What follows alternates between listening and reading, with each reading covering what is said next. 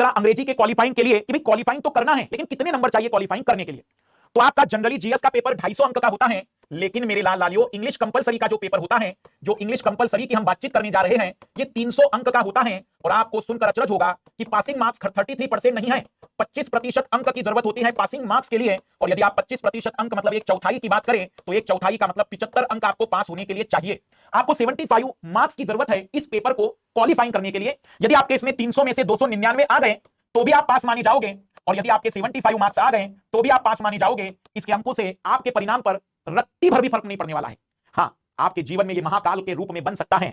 यदि आपके 74 या उससे कम नंबर आ जाते हैं तो फिर ये महाकाल का रूप ले सकता है। पर जो लाल लाली यूपीएससी जैसी कठिन परीक्षाओं में इतने बड़े सिलेबस को भेद सकता है, जो पीटी जैसे पहाड़ को पार कर सकता है, मुझे नहीं लगता है कि वह अंग्रेजी के 75 अंकों का लक्ष्य भेद नहीं सकता। भले वह अंग्रेजी में इतना कमजोर है कि उसने कभी अपनी जिंदगी में 50 अंकों में से 19 अंक से ज्यादा न लाए हो। वो देखते कि कैसे कैसे होगा। ये होगा कि सर अंग्रेज तो चले गए, अंग्रेजी की जरूरत क्यों है। या कई लोगों का सवाल होगा कि अब तो भारत में अंग्रेजी की कोई आवश्यकता होनी नहीं चाहिए, पर अंग्रेजी की जरूरत है भाई। देखते हैं क्यों।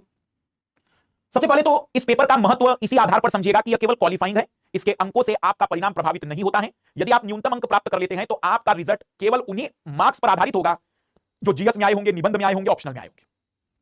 10वीं के लेवल का अंग्रेजी है, ये 10th लेवल का अंग्रेजी है, और आपके पास एक स्नातक की डिग्री है, ग्रेजुएशन की डिग्री है, तो हम ये मान के चलते हैं कि 10th लेवल की चीज को यदि ग्रेजुएट वाला व्यक्ति हल करेगा उसे दिक्कत ज्यादा नहीं आनी चाहिए। और due to diversity of India, हो सकता है कि आपकी पोस्टिंग नॉर्थ ईस्ट में हो सकता है कि आपकी पोस्टिंग साउथ में हो सकता है कि आपकी पोस्टिंग या आपको कभी भारत के बाहर डेलीगेट्स के रूप में भेजा जाए, तो आपको पता चलना चाहिए कि बात किन मुद्दों पर चल रही है, क्योंकि आप एक बहुत गरिमामय पद धारण करने वाले हैं, जो पूरे भारतीय ब्यूरोक्रेसी में सबसे बड़ा पद माना जाता है। और भारतीय ब्यूरोक्रेसी का सबसे बड़ा पद होने के कारण हम ये मानते हैं कि उसके पास भाषाई ज्ञान अतिरिक्त होना चाहिए, फिर वो अंग्रेजी हो, स्पेनिश हो, फ्रेंच हो, जर्मन हो, जापानीज हो, चाइनीज हो, या एक भारतीय भाषाओं का ज्ञाता हो। अब हम आगे बात करें, सबसे पहले तो इसमें 4 सवाल बनते हैं मेरे लाल लालियों, 4 सवाल, जिसे 5 भागों में दिया जाता है। एक तो निबंध आता है, फिक्स है, 100 मार्क्स का निबंध होता है। 75 अंकों का एक कॉम्प्रिहेंशन आता है जिस पर 5 सवाल पूछे जाते हैं, मैं वो भी बताऊंगा, अभी सब कुछ दिखाएंगे। प्रेसी राइटिंग जिसे कहते हैं कि जो गद्यांश दिया गया उसे संक्षिप्त लिखना, ये 75 अंक का होता है। और ग्रामर 50 अंकों का होता है। ग्रामर जो होता है वो 50 अंकों का होता है, या वोकेबुलरी 50 अंकों की होती है। तो इस तरीके से कुल 300 अंकों का बंटवारा किया जाता है। निबंध आएगा, कॉम्प्रिहेंशन का एक पेपर आएगा, कॉम्प्रिहेंशन जिसमें आपको 5 सवालों के आंसर लिखने होंगे, हर प्रश्न पर 15 अंक निर्धारित होंगे। प्रेसी राइटिंग होगी जिसमें कॉम्प्रिहेंशन को संक्षिप्त में लिखने पर 75 अंकों का प्रश्न होगा वो, और 50 अंक होंगे जिसमें एक एक नंबर के मार्क्स आपको पूरे पूरे दिए जाते हैं यदि आपने सही शब्द पहचान लिया। इन 50 में से आप पूरे के पूरे 50 भी प्राप्त कर सकते हैं। यही वो जगह है जो सिलेक्शन में सबसे बड़ी उम्मीद के रूप में जिंदा होता है। याद करना पड़ेगा, इतनी मेहनत करनी पड़ेगी, जादुई छड़ी नहीं है कि मास्टर ने कहा और पास हो गया। 25 सेंटेंस याद करने पड़ेंगे। कुछ कहेंगे सर मुझसे नहीं हो पाएगा, तो कोई बात नहीं बेटा, फिर अपने घर गृहस्थी को चलाओ, परिवार के लिए थोड़ा सा पैसा कमाओ, और जिंदगी के लिए कोई अन्य लक्ष्य निर्धारित करके एक नए लक्ष्य की ओर आगे बढ़ो। इतना करना पड़ेगा यार, इतना तो करना पड़ेगा। यदि आपसे इतना भी नहीं हो सकता है तो फिर आप गलत जगह पर है भाई, आप गलत जगह पर हैं, आपने गलत लक्ष्य तय कर लिया है, और आपको किसी ने गलत सलाह दे दी है कि इसके बगैर भी सिलेक्शन हो जाएगा। मैं आपको फिर खुलकर बता दे रहा हूं, ठीक है, थोड़े से बच्चे डिसलाइक कर देंगे, मैं जानता हूं, लेकिन अच्छा है कि सच्चाई पता हो, क्योंकि मैं कोई ऐसा वीडियो नहीं बनाने वाला हूं कि जहां पर मैं टॉपरों का फोटो चिपका कर कहूंगा कि आज तक आपको किसी ने नहीं बताया होगा और जानिए अंग्रेजी में कैसे क्वालिफाइंग करें। 8 मिनट का 10 मिनट का वीडियो दिखाएंगे, पूरी बकवास करेंगे, और व्यूज पर लाखों में इसलिए आ जाएंगे क्योंकि टॉपर का फोटो लगा हुआ था। वही बात, क्योंकि आप जानते हैं कि मैं उन शिक्षकों को पसंद करता हूं, और उन शिक्षकों में से एक शिक्षक अपने आप को मानता हूं जो खुलकर सच्चाइयां बताने में ज्यादा पसंद करते हैं चीजों को। 4 साल 5 साल के लक्ष्य नहीं दे रहा हूं मैं, 1 साल का टारगेट है, पूरी ताकत से तैयारी करनी है, सिलेक्शन लेना है। 100 अंकों के निबंध में मैं आप लोगों से केवल इतनी सी उम्मीद कर रहा हूं मेरे लाल लालियों कि आप 35 अंक का निबंध लिखकर आ जाओगे। 100 अंक के निबंध में क्या 35 अंक की मैं उम्मीद कर सकता हूं कि नहीं आप लोगों से? यदि मैंने ये निबंध आपको तैयार करवा दिए तो क्या 35 अंक की डिमांड फुलफिल नहीं हो पाएगी? क्या इतना निचला स्तर मानसिकताओं का गिर चुका है कि हम लोग 35 नंबर नहीं जुटा पाएंगे इसमें से? 30 नंबर भी आ गए तो आपने लक्ष्य अचीव कर लिया है, मान लेना 30 अंक भी आ गए तो लक्ष्य अचीव कर लिया है, हो गया काम, निबंध का मिला जितना मुझे मिलना चाहिए था। आइए, हमारी टीम ने आपके लिए कहा है वुमन इंपावरमेंट, पर्यावरण पर, इंटरनल सिक्योरिटी पर भी आप कर सकते हैं, साइंस टेक्नोलॉजी और इंडियन सोसाइटी पर, इकोनॉमिक्स की जगह पर आप इंडियन सोसाइटी पर भी तैयार कर सकते हैं। अद्भुत है, अद्भुत है हमारी यूपीएससी। अंग्रेजी में पूछती है कि भारतीय भाषा में हिंदी का क्या प्रासंगिकता है। अद्भुत है यूपीएससी कि अंग्रेजी में पूछती है कि भारतीय भाषा हिंदी की क्या प्रासंगिकता है। अरे भाई, हिंदी में पूछो कि हिंदी की क्या प्रासंगिकता है, जी भर कर बताएंगे कि हिंदी की क्या प्रासंगिकता है। अद्भुत है यूपीएससी कि क्या पूछती है, अंग्रेजी में निबंध पूछती है, अंग्रेजी में निबंध पूछती है, भारतीय भाषा हिंदी की प्रासंगिकता। क्या हास्य रहा होगा, मतलब जिस व्यक्ति ने इस निबंध का निर्माण किया होगा, क्या मानसिकता रही होगी उस महान व्यक्तित्व की कि जो अंग्रेजी में हिंदी की प्रासंगिकता पूछ रहा है। अद्भुत लगता है, जब भी मैं इसको देखता हूं तो मुझे ऐसा लगता है सच में भारतीय लोगों की मतलब है ना कि जादुई चीजों का कोई सीमा ही नहीं है। क्या पूछ रहे हैं वो लोग, क्या पूछ रहे हैं? अंग्रेजी में लिखिए हिंदी की प्रासंगिकता, भारतीय भाषा हिंदी की प्रासंगिकता को अंग्रेजी में लिखिए। ये निबंध बनाया है मेरे यूपीएससी के लोगों ने, अद्भुत है, बहुत महानतम निबंध है ये। पर आते कॉम्प्रिहेंशन, देखो कॉम्प्रिहेंशन के सवालों के लिए कुछ ज्यादा अतिरिक्त ज्ञान की जरूरत अभी भी नहीं है।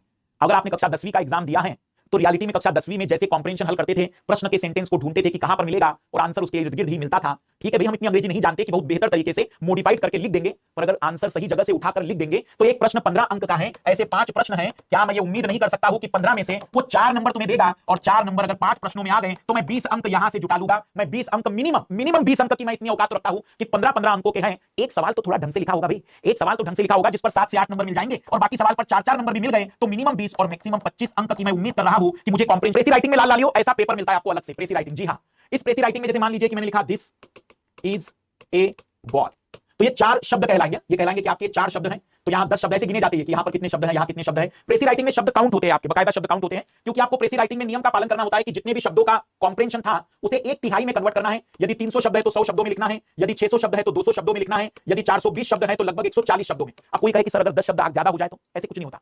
अगर 10-15 शब्द कम हो जाए या ज्यादा हो जाए कोई बुराई नहीं। हाँ, लेकिन तकलीफदायक कब है?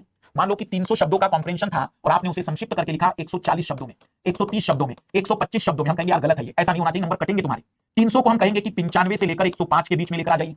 अगर 600 का है तो आप 190 से लेकर 210 शब्दों में लिख दीजिए। इसे हम कहते हैं कि एवरेजन हमारा 1/3 होना चाहिए। एग्जैक्ट नहीं होता है, एग्जैक्ट नहीं होता है, एक एवरेजन शब्दों की सीमा में आपको उसे लिखना है। जैसे हिंदी में बड़ी सी बात को संक्षिप्त में लिखने की बात आती है, कुछ बात यहां पर ऐसी ही करनी है और ये एक शब्द माना जाएगा, ये एक शब्द माना जाएगा, यह एक शब्द माना है।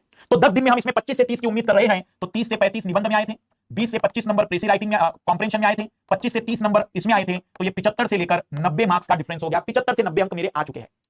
पर अब सबसे मजबूत कड़ी में आगे बढ़ रहा हूं मैं, क्योंकि ये तो कमजोर बिंदु थे, ये तो वीक पॉइंट थे मेरे।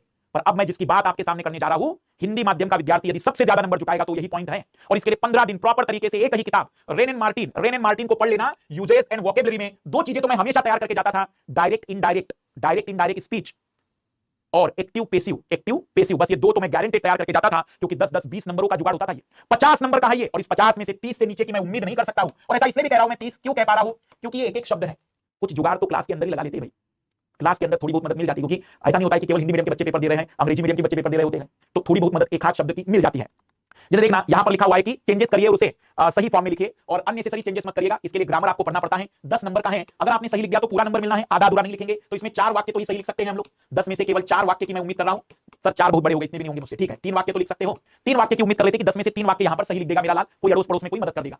अब यहां पर कोई भी एक मिसिंग वर्ड लिखना है कि यहां पर कौन सा बढ़ना चाहिए कि I am going away at the end of January, our flat is on the second floor of the building, what time did they get to the hotel, या to the hotel आएगा या 8 आएगा तो आप इसको जरा देखिएगा। बट यहां पर मैं 4 की बात करूंगा, 3 से 4 की उम्मीद करूंगा मैं कि 3, क्योंकि इतना बड़े आसानी से पता चलता है, मतलब ऐसा नहीं कि पढ़ा लिखा हूं मैं ये बताना चाह रहा हूं पड़ोसी भी तो है, थोड़ी बहुत मदद यहां मिल ही जाती है, इतनी दिक्कत वाली बात यहां नहीं है। तो 3 नंबर का जुगाड़ यहां से लिया, 3 नंबर का जुगाड़ यहां से किया।